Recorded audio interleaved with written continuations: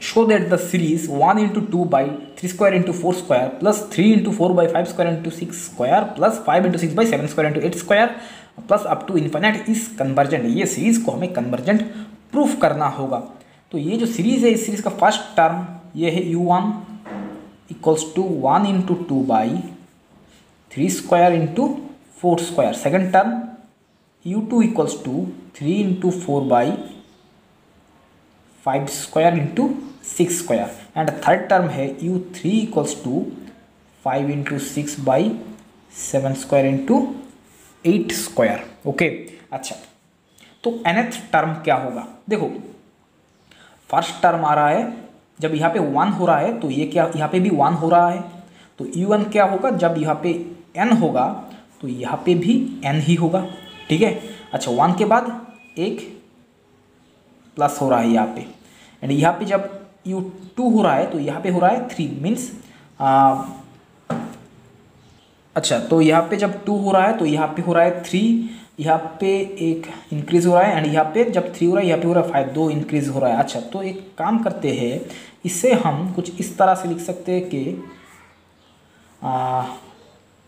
ये जो 1 है इसे हम 2 इंटू 1 माइनस 1 लिख सकते हैं ऐसा, एंड इस 5 को हम 2 इंटू 3 माइनस 1 लिख सकते हैं, एंड 3 को 2 इंटू 2 माइनस 1 लिख सकते हैं ऐसा।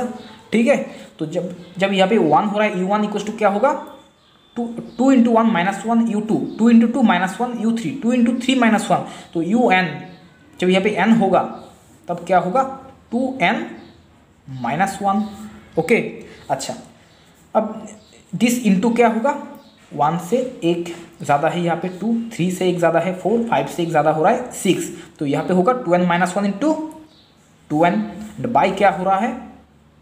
देखो ऐसा जा रहा है 1 2 3 4 3 4 5 6 5 6 7 8, तो 2n माइनस 1 2n, इसके बाद होगा 2n प्लस 1, इसके बाद होगा 2n plus 1 means 2n plus 2, तो इसका स्क्वायर, तो nth टर्म आ रहा है ये। ओके, अच्छा, तो ये काम करते हैं, यहाँ पे हम डीएलएम्बर्ट्स रेशियो टेस्ट भी यूज़ कर सकते हैं। अच्छा, डीएलएम्बर्ट्स रेशियो टेस्ट यूज़ ना करके एक काम करो, यहाँ पे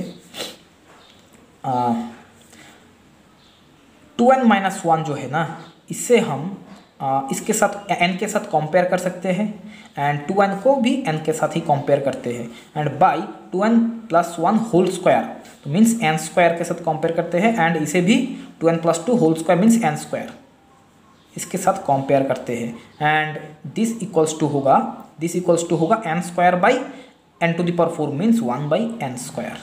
तो ये जो सीरीज है u1 को हम इसके साथ कंपेयर कर सकते हैं 1 बाई n स्क्वायर के साथ। अब मान लो 1 by n square equals to है vn।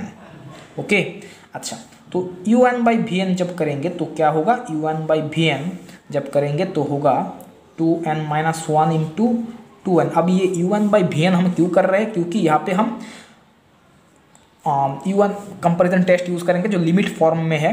अगर u1 एंड vn दोनों अगर कन्वर्जेंट है या दोनों डाइवर्जेंट है, तो देन हमें u1 बाई vn का जब लिमिट टेंड्स टू इन्फिनिटी करेंगे तो इसका हमें फाइनाइट लिमिट मिलेगा। अगर फाइनाइट लिमिट मिलता है तो यहाँ से हम कह सकते हैं कि u1 एंड vn आइदर दोनों कन्वर्जेंट होगा या डाइवर्जेंट होगा। तो देखते हैं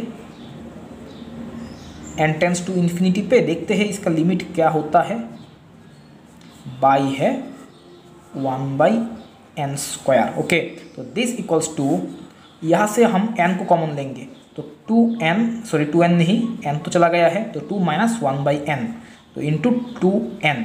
अब ये n स्क्वायर को ऊपर ले लो, n स्क्वायर, तो यहाँ से हम n को कॉमन लेंगे तो होल स्क्वायर है तो बाहर n स्क्वायर आएगा, तो 2 plus 1 by n whole square, तो यहाँ से भी n को कॉमन लेंगे तो 2 plus 2 by n whole square, यहाँ पे n स्क्वायर होगा क्योंकि यहाँ पे n होल स्क्वायर था इसलिए। अब ये n स्क्वायर कैंसिल, अब ये n इंटू n होगा n स्क्वायर, एंड ये n स्क्वायर कैंसिल। ओके, अच्छा, तो जब आप n टेंस टू इन्फिनिटी करोगे तो limit n tends to infinity un by vn equals to क्या होगा? 2 माइनस 0, 1 बाई n मीन्स 0 हो जाएगा, तो 2 by 2 plus 0 means 2 square into 2 plus ये होगा 0 तो 2 स्क्वायर, तो दिस इक्वल्स टू होगा ये 2 एंड ये 2 कैंसिल तो 1/2 इंटू 2 4 इंटू 2 8, तो नॉन जीरो है ये।